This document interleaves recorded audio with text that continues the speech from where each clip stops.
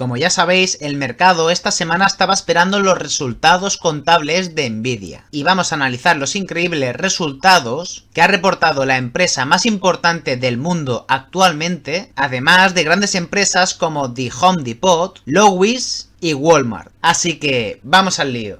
Comenzamos por la empresa del sector de la construcción, Home Depot, que se ha quedado atrás en las estimaciones del beneficio por acción, pero ha superado los ingresos estimados por los analistas. Vemos que las ventas totales se sitúan en 41,4 billones, lo que supone un aumento del 2,8%, y las ventas comparables solo han crecido un 0,2%, señalando así una demanda de base muy débil, lo que, como vamos a ver, no ha gustado nada al mercado. Vemos también unos EPS ajustados de $3,74, ligeramente inferior al del año anterior, y además por debajo de las expectativas de los analistas. Destacamos de los resultados a ciertos problemas clave, como que la empresa atribuye el desempeño flojo a la falta de tormentas que impulsan las reparaciones, puesto que Home Depot tiene el segmento más importante en Estados Unidos y algunas de las zonas más importantes de la empresa sufren fuertes tornados y tormentas, con lo que obliga a los consumidores a comprar materiales de construcción, tanto como para prevenir o reparar daños. Además, la empresa destaca cierta presión en el mercado de la vivienda y la demanda retraída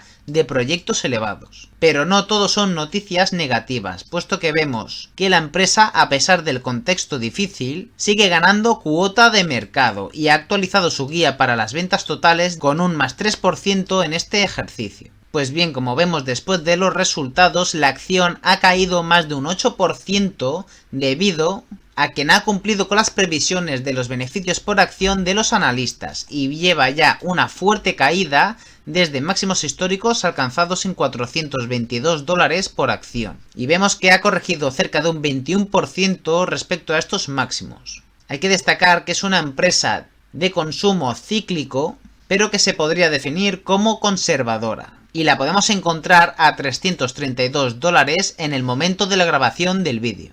Pues bien, si vemos los números de Home Depot, vemos que las ventas netas crecen al 2,8%, pero el coste de estas ventas también crece al 2,8%, con lo que vemos un beneficio bruto que pasa de 13,4 billones a 13,8, lo que supone un crecimiento del 2,9%, y los gastos operativos crecen al 5,7%, con lo que tenemos un beneficio operativo que decrece un 1,2% respecto al ejercicio anterior. Esto hace que el beneficio neto de la compañía decrezca también un 1,3%, pasando de 3,64 billones a 3,60. Y vemos también que los beneficios por acción decrecen de $3,68 a los reportados de 3,63, un decrecimiento del 1,4%, lo que explica aquí la debacle que ha tenido en bolsa Home Depot.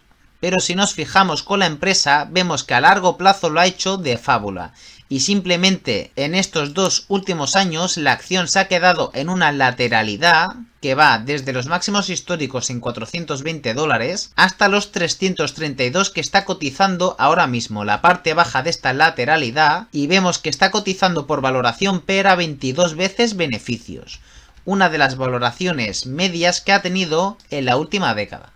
A mí la verdad que Home Depot me gusta bastante, aunque sí que es cierto que tiene más calidad por el modelo de negocio y porque son rivales Lowe's, compañía que vamos a analizar a continuación. Pero creo que Home Depot cotiza a valoraciones razonables y a precios no vistos desde hace ya un año. Además podemos ver que Home Depot reparte un dividendo del 2,77%, uno de los dividendos más elevados que ha repartido en la última década. Así que estaremos muy atentos a cómo se desenvuelve esta corrección que está afectando a Home Depot y que ya lleva un 21% de corrección respecto a máximos históricos. Y vemos que la acción no corrige más de un 35% en casos de pánico extremo del mercado, como en 2022-2023 por el tema inflacionario y en 2020 por la pandemia.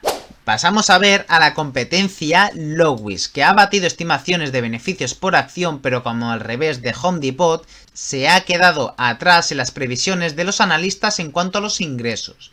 y vemos que las ventas se sitúan en 20,8 billones, un crecimiento del 3,2% y un beneficio neto de aproximadamente 1,6 billones. Vemos el EPS diluido, que es de 2,88 dólares por acción, frente a los 2,99 del ejercicio anterior. Un fuerte decrecimiento que ha tenido los beneficios por acción, pero como vemos ha batido las estimaciones de los analistas.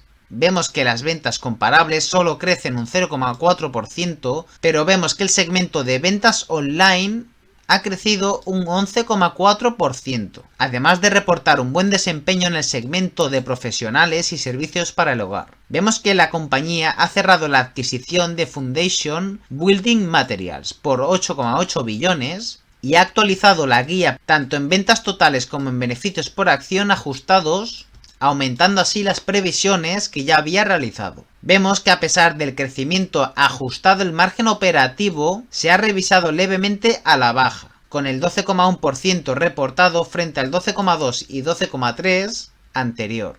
Vemos que los intereses netos esperados aumentan a 1,4 billones y el crecimiento de las ventas comparables ha decepcionado frente a las estimaciones del 1%. Pero al revés de Home Depot, Lowe's ha subido después de reportar estos buenos resultados un 5,4%. Y lo que hay que destacar aquí es que las previsiones que había sobre Lowe's eran bastante menores a los resultados reportados, que a pesar de que son un poquito justos, las previsiones ya adelantaban unos resultados peores. Y podemos encontrar a Lowe's a 228,43 dólares por acción. Bien, podemos ver cómo las ventas netas crecen de 20,1 billones a 20,8 este trimestre. El coste de las ventas crece también de 13,3 a 13,69, con lo que tenemos un margen de beneficio bruto que crece de 6,7 billones a 7,11. Pero podemos ver que por los costes administrativos y de ventas, el margen de beneficio operativo decrece de 2,5 billones a 2,4 este trimestre. Y vemos así que el beneficio neto decrece también de 1,69 a 1,61 en estos resultados. Con lo que obtenemos un beneficio por acción diluido que decrece de 2,99 dólares a 2,88. Y lo que ha salvado a Lowe's también es el aumento en la guía para el ejercicio fiscal 2025.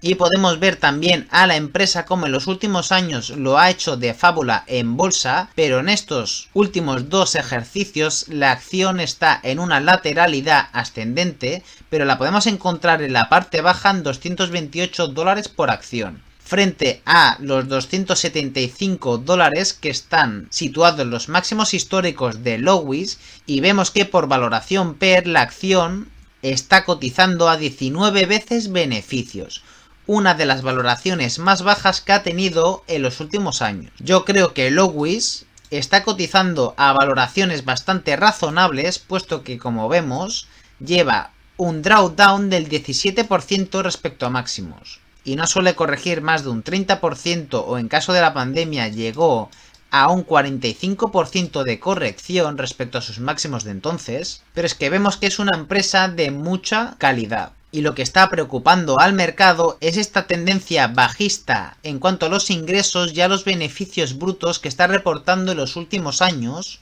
y de aquí la fuerte corrección que está llevando a cabo la acción en bolsa. Así que estaremos muy atentos a cómo se desenvolupa Lowe's en los próximos resultados. Llegamos al plato fuerte de los resultados con Nvidia y vemos que ha destrozado las estimaciones del beneficio por acción y la de ingresos, una empresa que no para de batir resultados, y vemos que los ingresos totales crecen un 62% interanual y un 22% respecto al trimestre previo, estableciendo así un nuevo récord. Vemos que los ingresos del segmento del centro de datos crecen un 66%, impulsados por la arquitectura Blackwell y fuerte demanda de GPUs para la inteligencia artificial. Vemos que los beneficios por acción diluidos superan las estimaciones y registran un aumento significativo respecto al trimestre anterior. Vemos que el beneficio bruto es del 73,4%, un poquito por debajo del anterior reportado, y esto se debe al aumento de costes que ha tenido que hacer frente a Nvidia. Y vemos también que la guía para el próximo trimestre es que aumenta los ingresos esperados más o menos un 2% con la guía anterior, lo que muestra confianza, pero también exige una fortaleza financiera, puesto que deberían de crecer al 14%. Y aquí podemos ver una cosa muy interesante, y es que Nvidia al abrir el mercado estaba subiendo más de un 5% después de reportar estos magníficos resultados.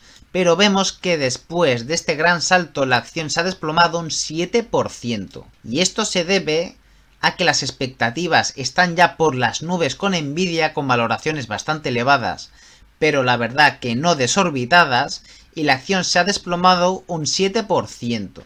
Y es que en acciones así, con empresas que lo están haciendo muy bien, reportando crecimiento y fortaleza financiera con elevados márgenes de beneficio, pero con una tendencia ya estratosférica, rompiendo máximos tras máximos históricos, cualquier noticia mínima que haga dudar a los accionistas, vemos un fuerte desplome del 7% en Nvidia. Y la podemos encontrar a 180,64 dólares en el momento de la grabación del vídeo. Podemos ver que el centro de datos crece al 66% en ingresos, el sector gaming al 30%, servicios para profesionales un 56% y el sector automotive al 32%, y otras fuentes de ingresos que son bajas, pero crecen al 79%.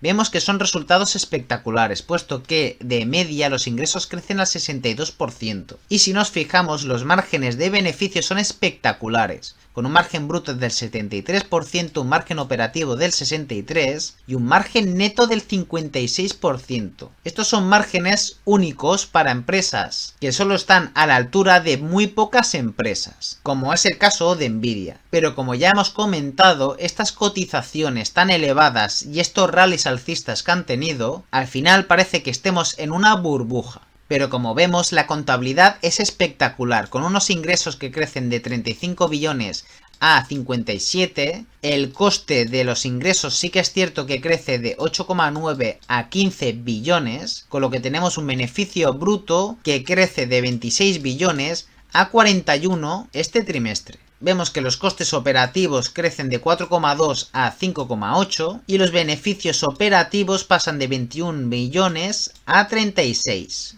Con lo que finalmente obtenemos un beneficio neto de 19 billones en 2024 a 31,9 este trimestre, y el beneficio por acción diluido pasa de 0,78 dólares por acción a 1,30. Vemos que son saltos espectaculares, tanto en ingresos como en beneficios. Pero es que estamos hablando de una empresa que está cotizando, como vamos a ver, a valoraciones ya muy elevadas. Puesto que, como podemos ver, los ingresos crecen al 62%, el margen bruto decrece un 1,2%, pero está en el 73,4%. Sí que es cierto que los costes operativos crecen al 36%, pero el beneficio operativo crece al 65%.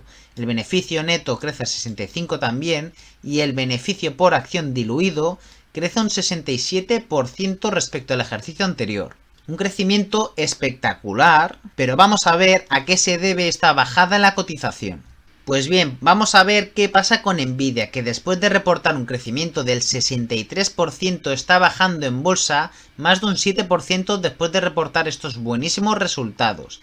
Y es que la empresa está cotizando a 44 veces beneficios y está muy cerquita de máximos históricos y está cotizando a 180 dólares por acción.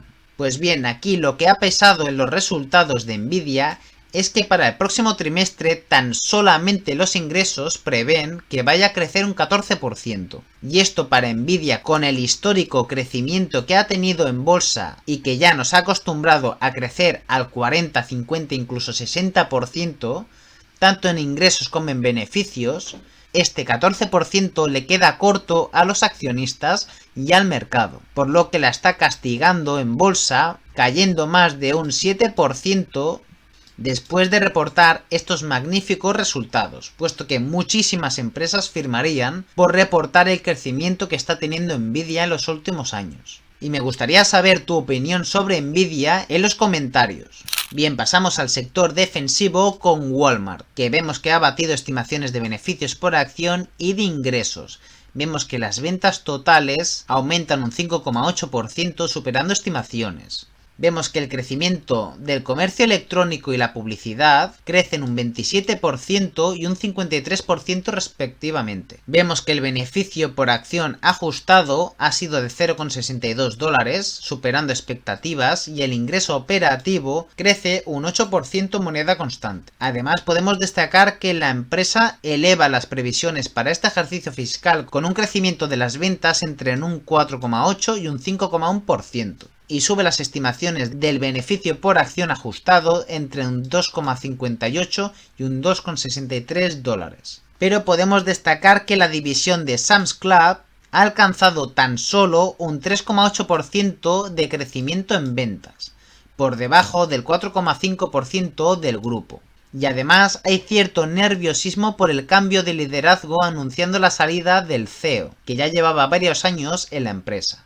Pues bien, podemos ver que después de estos resultados la acción está subiendo en bolsa más de un 7%. Y es que Walmart vemos que está cotizando a máximos históricos en la actualidad y la podemos encontrar a $107 por acción. Podemos ver que por segmentos en la región de Estados Unidos los ingresos crecen un 5% y en el segmento internacional crecen al 11%. Y como hemos comentado, el segmento de Sam's Club crece al 3% tan solamente. Vemos que los ingresos en total crecen al 6% y podemos ver que el margen de beneficio bruto está en el 25%, el margen operativo al 4% y el margen neto al 3%. Vemos que son márgenes muy pequeños, pero se corresponden al tipo de sector en el que está, que es de consumo defensivo, y vemos que en estos sectores el margen de beneficio es muy bajo. Y podemos ver que en el e-commerce crece al 27% y en publicidad un 53% respecto al ejercicio anterior.